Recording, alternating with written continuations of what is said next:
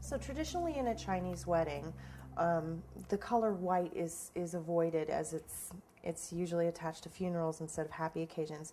So the flowers we're going to be putting on this cake are ones that have a lot of symbolism. The first flower we're going to be working with is the Oriental Peony. It is a very intense flower as far as repetition. It's a lot of work, but the final result is very, very beautiful. We're going to be making a pink peony today, as the color is pretty complementary to red, and like I said, we want to avoid white. So the first thing we're going to do to get started on our peony is we're going to take our 33 gauge white paper wrapped wire, and we're going to cut it into about 5 to 6 inch lengths using our wire cutters. And they don't have to be all that uniform. You just want them cut down, you know, for our petals. Now for this flower, because it is a very, very heavy flower, the final product will have anywhere between 25 and 35 petals on it. It is very heavy. I like to use a Styrofoam center. You can purchase these at craft stores or cake supply stores, or at any large cake supplier online. And then you just thread, I believe this is I want to say this is a 22 gauge wire through it.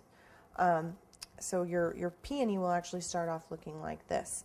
So what we're going to do is, your traditional peony cutters come with anywhere between 3 and 4 different sized petals. Start with your smallest petal and get some of your platinum paste out. You don't want this really exposed to the air. You want to keep it covered up in plastic.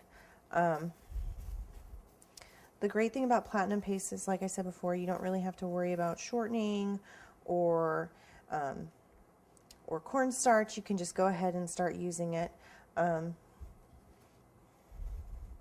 And it also is, you're able to roll it a lot thinner than you are a lot of other different brands of gum paste.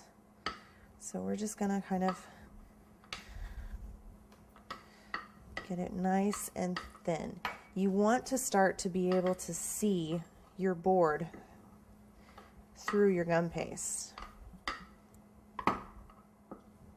And don't worry about getting it too thin, because in nature you really want, for a natural look, you really want those petals very, very thin. So what we're going to do is, after we get that, we're going to peel it and flip it over.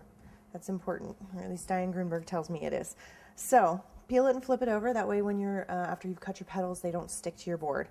And we're going to start by cutting 5 small petals. Make sure you push down really hard and then clean it with your finger just to get rid of some of those rough fuzzy edges.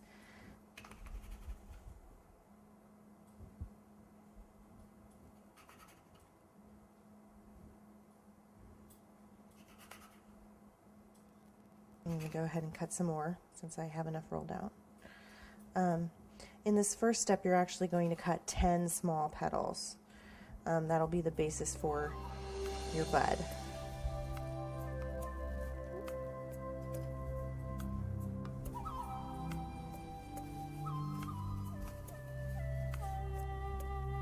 So you can just leave the rest kind of hanging out on your Korean board.